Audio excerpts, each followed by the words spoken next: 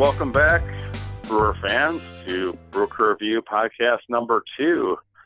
We're coming at you here just a few days into the 2008 MLB season, and your Milwaukee Brewers, as of this time of this taping, are undefeated. So, last time we were undefeated going into close to Easter Sunday had very fond memories of that.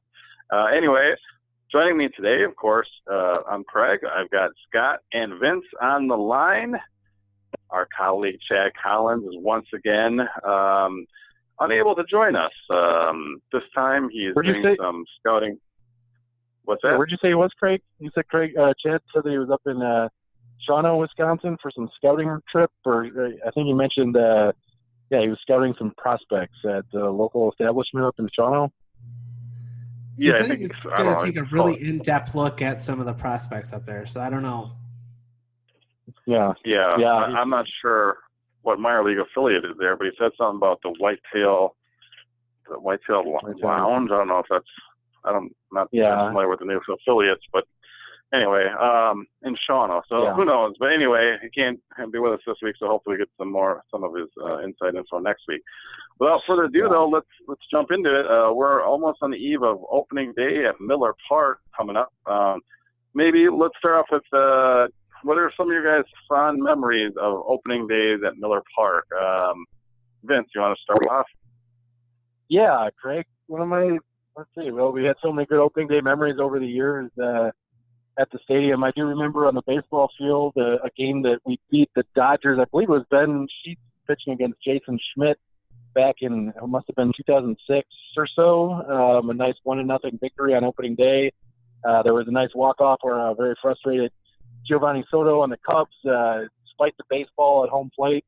And then, of course, there was the infamous opening day that we found you over by the porta pots in one of the parking lots, Craig. That was also a fun one for all of us. Oh, yeah.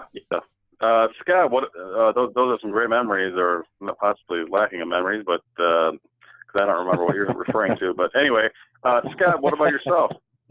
Well, first, my opening days usually start with something like this.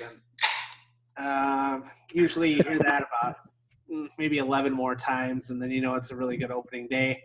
But don't spill it on the carpet, Scott. Sorry about that.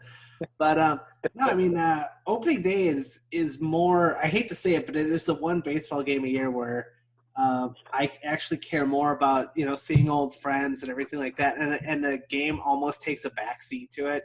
I mean, normally it's all about the game, but opening day, there's just something so special about it. It's kind of like just it's being at like a party with, 40,000 of your closest friends. So it's phenomenal. Yeah, I have a lot of great memories with you guys as well. Trying to prevent you guys from relieving yourself in the backseat of some enemy's cars and whatnot. And but anyway, yeah, I remember Chad is, of course, the king of opening day shindigs, and he invited us to a lot of those, of course. Now, he has a policy of possibly not even, what he calls not even making it into the stadium on opening day.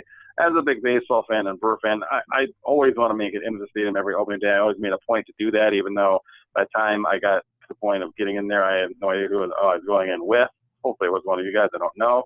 Anyway, I do remember, though, having to train my brain that it's time to go in for the game, regardless of what inning it is, to see opening day. By the time I had to convince when I would look at the line of the porta potty and then look at the river there and have to convince my brain that it was not okay to relieve myself in that river, and therefore it's time to go into the game. Moving along, we wish the Brewers well this opening day, and everyone in the parking lot, please have a safe and please, do not drink in too much excess, and make sure to make it inside and watch the Brewers win another open day, hopefully. So yeah, and try to do a power hour too, maybe. Those are usually pretty fun. I remember all the times that we did power hours, and then we would do once we got to 4-19, we do shots for Molitor and for Yount, and I guess that's why a lot of the opening days kind of turn out a little bit hazy. And most of my opening days, when they tend to fall on the night of the NCAA basketball championship, and I usually wind up not knowing who won that until the next day. Like I never see the national championship when it's on the same day as the Brewers home opener. No, it can't compare, Scott. Can't compare. Not when you've got people doing shots to Joe Kamak and Tim McIntosh and Kevin Barker out of the parking lot. That's right. Every shot number, we usually have like a media guide there, and somebody's like rattling off like all the great Brewers of lore, and it just brings back so many great memories of so many highly successful teams and great players. Junebug out there, and Chantel Hoskins. Yeah, it's been really good and memorable over the years. Yeah, a lot of great people. Yep. All right. Well, let's move on to our next segment, and that would be let's just talk about some early season observation. We're recording this on March 31st this time, and the Brewers so far are 2-0. And I guess let's start, Scott. You want to start us off? What are your early season observations? Just real quick. Obviously, a small sample size, but some positives that you see, and possibly some things that possibly concern you. Well, I mean, so far anyway, being undefeated, there's no question that this is a playoff-bound team. It just really kind of remains to be seen how far along they're going to get in the playoffs. I think that's pretty obvious. I mean, both games have been total nail-biters, and they've been a little bit stressful. But quick takeaways, I mean, I think there's not a lot right now. I'm not going to put too much stock in like, I should really be worried about this or this. I mean, obviously, the roster is going to change. We're not going to have 4 first basemen. We're not only going to have, I forget how many it is, a 7-man pen or something like that right now. Like we got to add someone there. But I don't know. I think I was really, really happy with the very first game of the year. Of course, if you want to point out a concern, I guess it would be Knebel blowing that save. That's a little disappointing. But coming back, that's the kind of game, especially on the West Coast, that the Brewers tend to just not win. And then to see Choi come up and ring a double and Arcia beat the shift by intentionally trying to hit the ball to shoot the hole on the right side and bring in that run, that was really nice to see. All right, yeah, I agree with that. Vince. Yeah, the last 2 games have been really exciting. I think that it's been mostly if not positive. It was great to see the team show some fortitude by coming back in 2 games. I guess one they were tied, and the other they came back from a pretty hefty deficit to end up winning against the Padres. Really exciting to see what I view as a stronger relief corps than at least the first half of last season. I think that our Brewers team from last April or May would not necessarily have had the relief pitching to come in and keep the games as close as they were for the Brewers offense to come back in. I'll say the top of the order has also been really exciting to see Lorenzo Cain, whatever he's at right now, 6 for 8 or something in his first 2 games, including a couple doubles, and Christian Yelich. And the other big thing that has really stuck with me the last couple of games has been Ryan Braun, even though and he kind of symbolizes something more. I think that him having the ability to get RBIs and productive at bats, even while making outs, he has 1 hit, his big 3-run home run last night, but he still has 5 RBIs on the year. He's been making some productive outs. Everybody seems to be hitting the ball pretty hard. So yeah, overall, lots of positives. And I think that, Scott, you're right about, we're all worried a little bit that Knebel will regress from his outstanding all-star year last year, but to have him, falter the first game, but come back really strong last night with 3 strikeouts in the 9th inning against San Diego was really exciting as well. Yeah, and Knebel and Hader, they set the bar so high last year that, you almost have to expect there to be a little bit of regression. And even if there was a little bit of regression, they're still both going to be dominant. So, it's really hard to repeat after such a great year last year. Yeah, and how about other guys in the pen too? Like Josh Hader just pitched lights out on opening day, and strong performance from Jacob Barnes on day 1. It just seems like we're clicking right now in the bullpen, which is going to mean a lot more wins over the course of the season because of all the close games that Major League teams tend to play. Yeah, I agree with a lot of what your guys' early observations are. Number one, obviously, I think Corey Knebel will be fine over the long haul. I don't expect them to repeat last year's numbers. I mean, they were just sick. They were easily the best closer numbers in Brewer history, and I think he's still going to be an elite closer throughout the league, and there'll probably be a couple more blown saves, but some of those things happen, and I think that he's got a pretty secure hold on that spot. So I'm not too concerned. I think we're going to live or die with Corey Knebel in the back end of the bullpen, albeit hopefully as long as he stays injury free. So the other observation is like the excitement I had coming in the year, of course, was to see what we could do with Kane and Yelich at the top of our lineup. And I think the number one benefactor of that, and hopefully that he can stay healthy, is going to be Ryan Braun, because it's been a while since he's had hitters that good, if ever, hitting in front of him in a Brewers lineup. And I like the fact that Counsell left him at the number 3 hole. There was some talk of maybe putting Braun cleanup. I like him in the 3 hole. That's been his spot. Shaw hitting behind him gives us some protection. I think he could really have a nice year if he stays healthy. But I think if Braun does not stay healthy, I have concerns about our lineup altogether. So I think he's kind of become a key part of our lineup. But having Kane and Yelich hitting up there at the top of the lineup, it really just shows the strength of our top 5 hitters in particular. But just up and down the lineup, I'm pretty excited about it going forward. Concern-wise, again, small sample size. My first observation is I kind of hope Chase Anderson can pitch like 5 of the 7 days of the week, which is not going to happen. Because beyond that, I've got some concerns with our starting pitching. In particular, obviously, Chacin, again, if we would have signed him to be our number 5 starter, I'd still have some concerns. The fact that we signed him to be our number 3 starter and are expecting him to be a solid number 3 starter on a possibly contending team, I think that the Brewer fans are hoping a little bit too much that our pitching coach, Derek Johnson, has some magical pitching fairy dust he can sprinkle on Chacin, because he has not shown me, besides having a solid year last year throughout his career, that he's that great of a pitcher, and he's already over the age of 30. So we'll see. I hope that he can at least give us somewhat of his numbers that he had last year in San Diego. But keep in mind, Miller Park, moving from San Diego to Miller Park, your home pitching park, is Petco to Miller Park is not going to necessarily do favors to your pitching stats. So we'll see how that progresses going forward.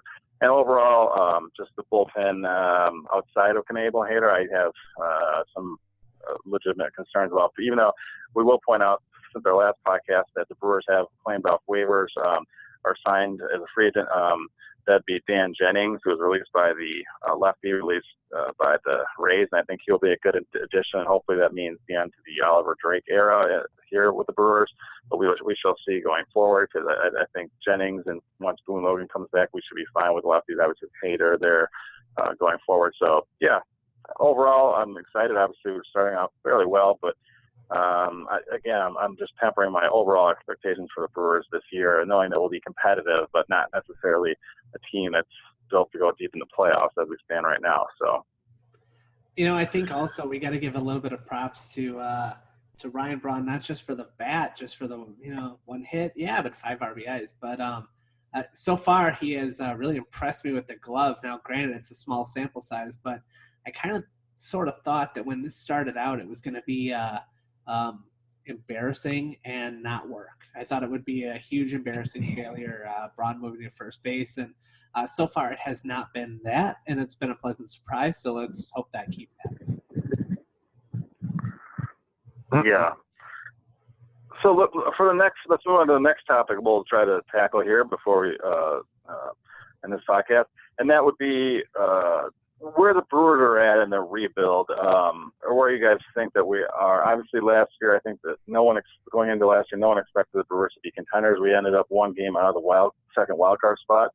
We didn't really go all in at the trade deadline, and most people thought that was good of Stearns to not, sacrifice too much future. However, this offseason, he was fairly aggressive, at least in, acquiring Yelich and signing Kane, but then not going all in, so to speak, with the starting rotation, kind of leaving that up for, have some guys get some experience.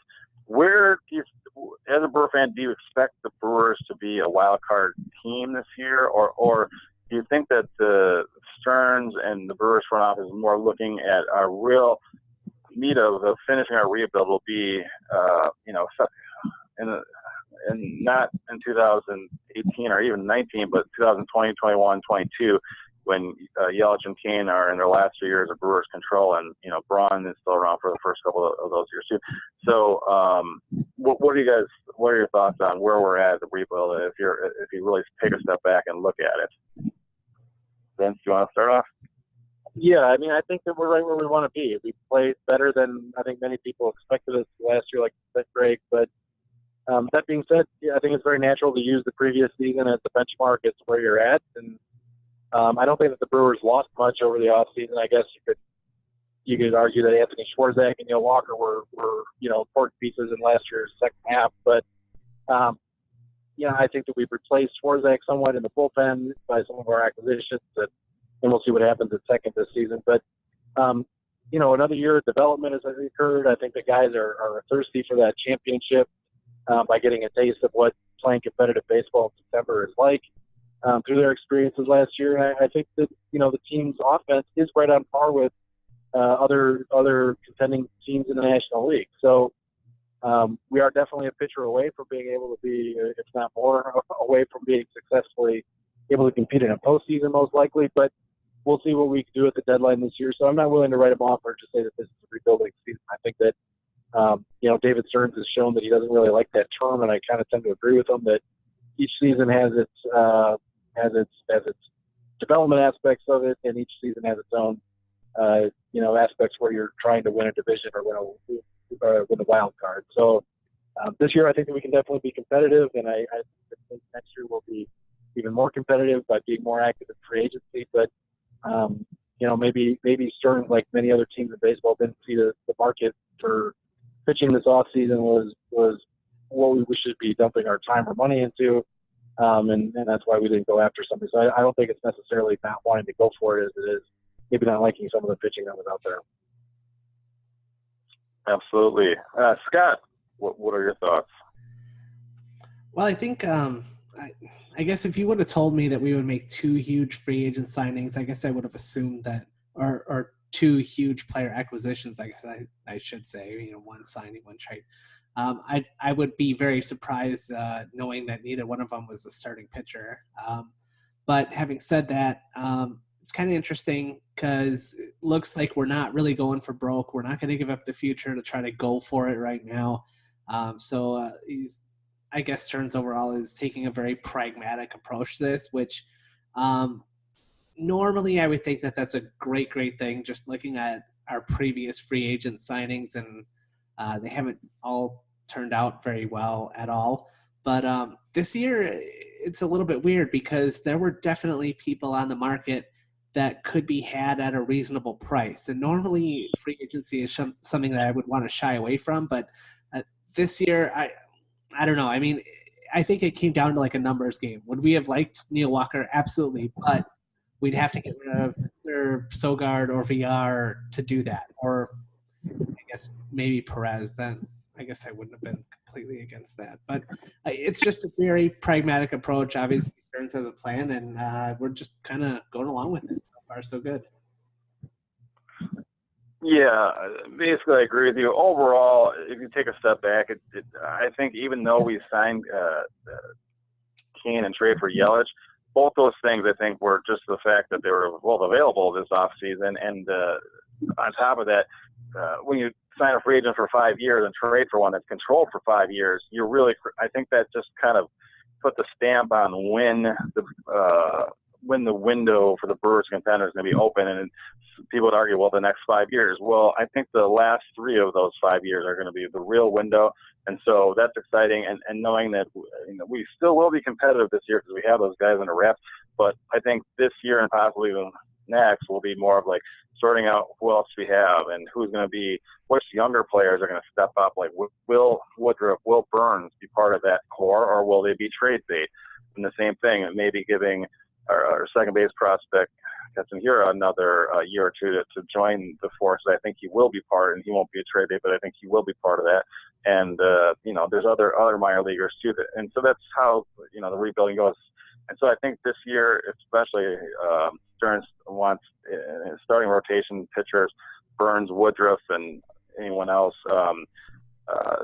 get some major league experience and see what we have. And if it's clear that we are contending, I think that we will be more likely to pull trigger on a trade at the trade deadline this year than we were last year, and even more so next year at the trade deadline. So I guess that's where I think we're at, and it's exciting that the arrow's playing up, and we're definitely going in the right direction. But I'm tempering expectations a little bit. I was reading through a lot of season predictions, and there were one or two publications that actually had us finishing fourth in the NL Central, which made me take a step back, and I was like, whoa.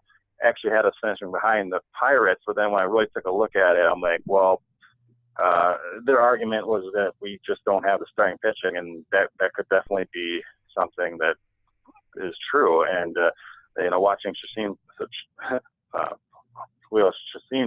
pitch his first time, it's like, oh boy, here we go with 30 starts with this.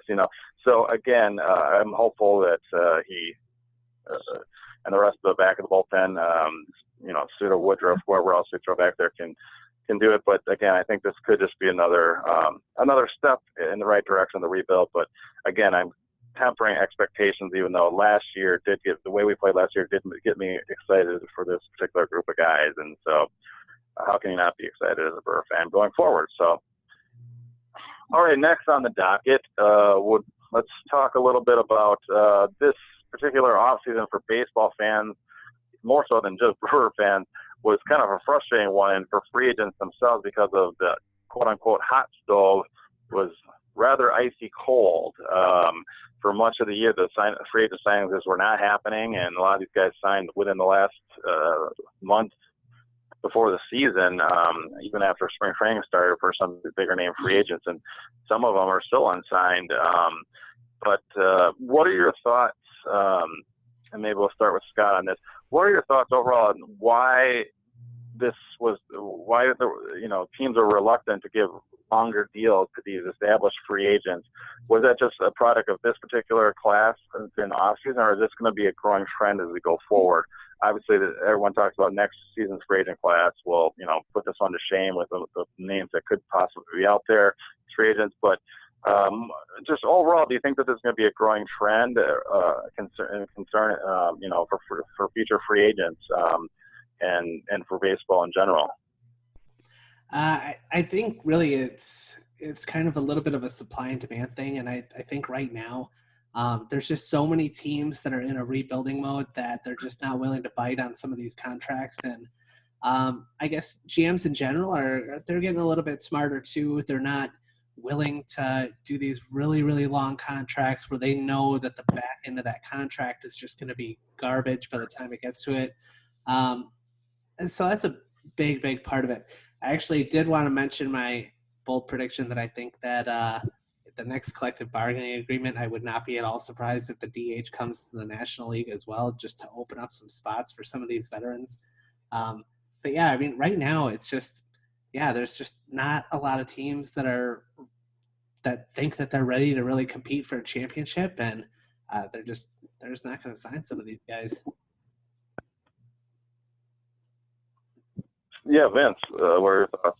Yeah, it's, good analysis there, Scotty. I think, I think on some level it's just kind of a basic market correction in many ways, where you had many years where the players were really cashing in on deals for guys that maybe didn't deserve it. And I think that GMs are getting a bit smarter and a bit more reluctant to give out these huge multi-year deals to guys that, in years past, I think certainly would have gotten them. And part of it's been a lot of teams have got burned. Part of it's been the rebuilding thing. I think that, you are going to see a bit of a aberration again next off season. It's going to be really interesting with some of the big names that are out there. I have a feeling a few of those guys, seeing what happened this off season, are going to end up signing deals to stay with their current teams and not wanting to necessarily test the free agent waters. We'll see if that transpires.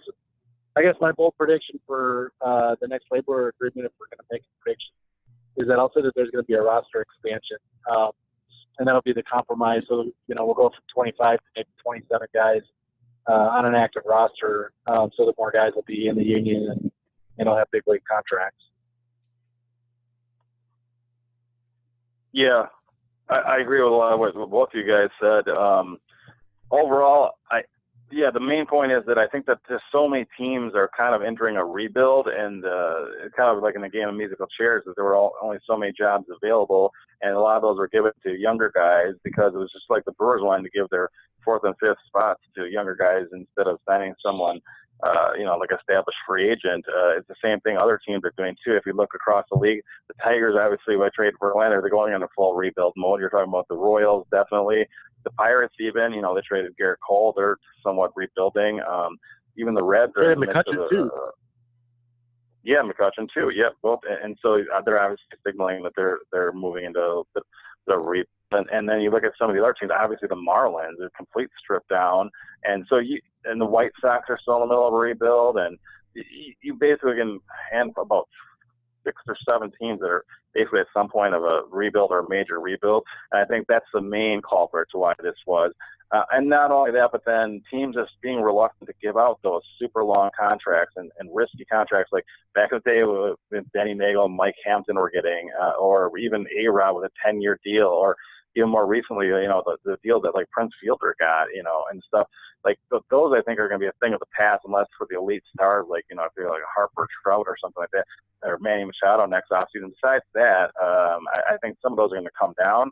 And I do agree that I think there's going to be a lot of changes in baseball in the next collective bargaining agreement, and hopefully we can avoid any type of labor strife. But I think some of these are really necessary. And you mentioned the DH.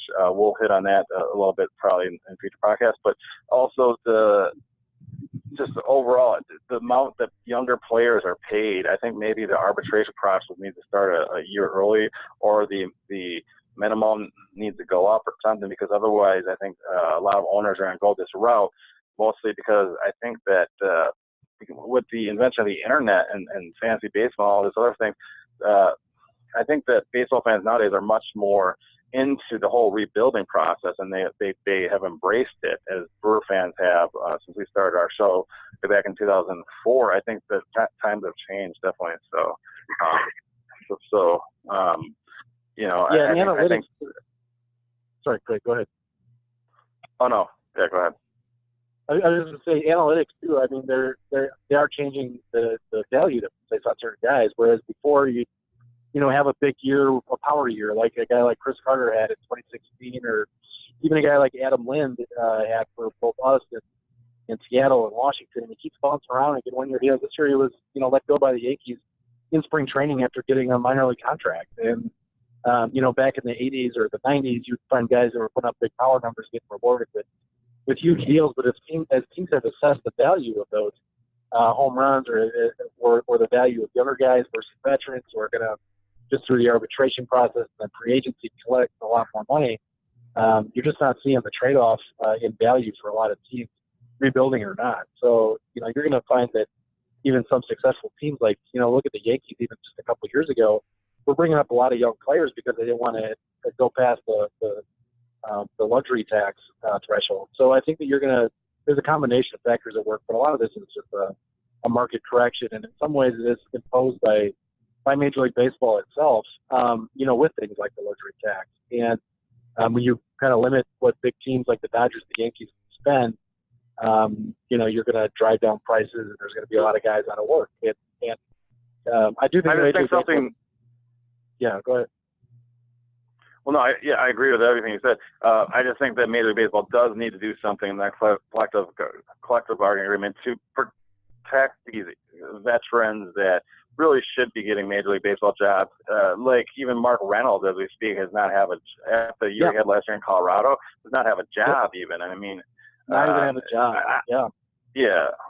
So Adam I think that Adam Lind had a quote just saying, "What else did he have to do?" I mean, he's putting up numbers and home runs that, again, a decade ago he would have been rewarded with a very, big contract. It's crazy how quickly the game has changed. And I do think that Major League Baseball is going to have to do something to clamp down on franchises like Pittsburgh and Tampa and Miami, who, have proven time and again that even though they're getting public money for their ballparks, in Miami and Pittsburgh's case, they're still not putting, and they're getting TV revenue money as well. They're still not putting that money into the product on the field. They're going to have to address that at some point too. Yeah, it kind of reminds me a little bit of like, working at the Brewers and like, doing everything absolutely perfectly and then having an interview for your job every season because, they're a great franchise and they don't want to get stuck with people that aren't pulling their weight. So, yeah, but that was a great topic, guys. Good job. Yeah, thanks. Yeah. All right. Well, that'll wrap it up for this edition.